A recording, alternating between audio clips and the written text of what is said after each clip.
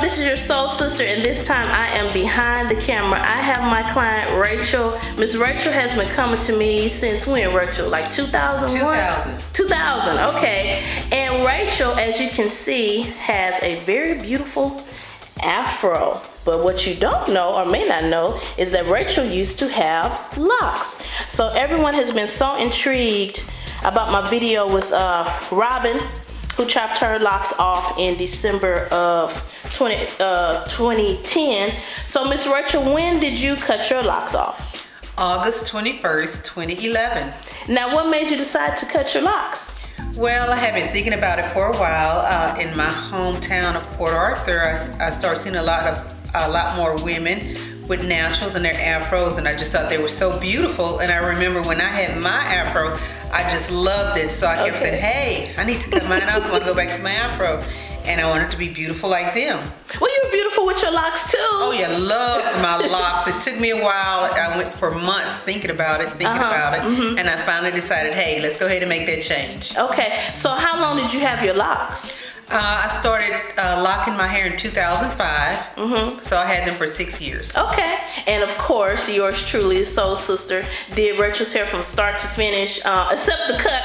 She should just call me one day and was like, I cut my locks off. I'm like, okay. So it's going down like that, huh? So Miss Rachel actually found me through an article I was featured in the Houston Chronicle. And if you go to my Facebook page, which is facebook.com/thesoulsister, I actually posted a link to that article recently. So I just wanted Miss Rachel to tell about locking her hair and going through that process and cutting it off. So what was your experience like with having locks for, you said 6 years, right? Yes. What was that like for you? I loved it. It was wonderful. It was easy to maintain. I came to see Georgette.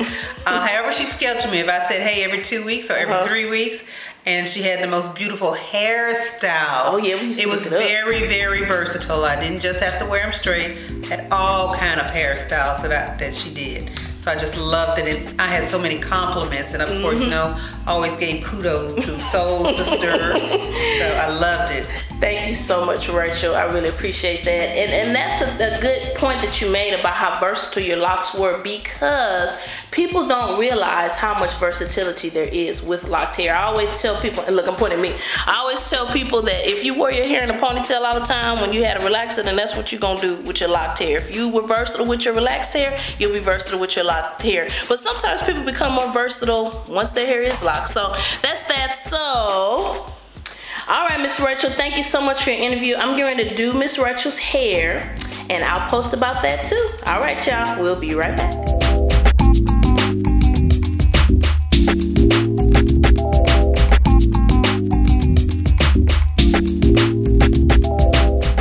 All right, y'all, I'm still here with Miss Rachel, and I wanted her to state for the record about this hair color. Tell them about this hair color, Miss Rachel.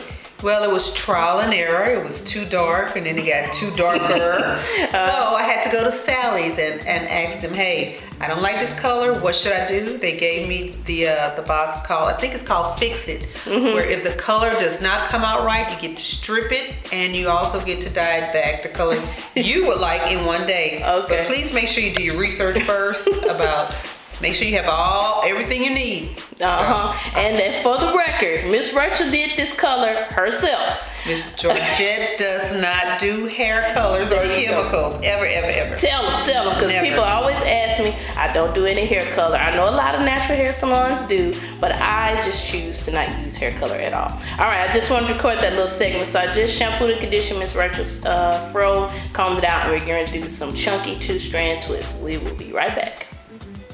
All right, y'all, as you can see, I have finished with Miss Rachel's hair. I did some kind of chunky 2-strand twists, and what I try to do with my partings is I do what's called a brick layer. So as you can see, a twist falls in between each part, so it's not too scalpy, as I like to say. So that's what I did on her hair. So we did them a little bit bigger because what she's going to do is pick them out later on and wear a twist out. You looking good, Miss Rachel? Got your little glasses on.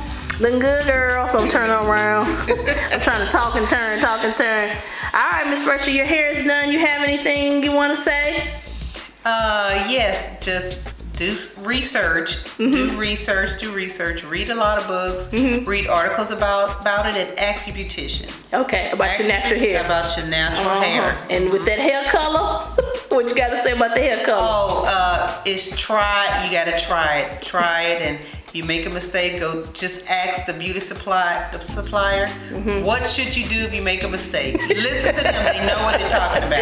Exactly. All right, y'all, thank you so much, Rachel, for being my subject of the day. Your hair looks beautiful. I can't wait to see how your twist out turns out. All right, y'all.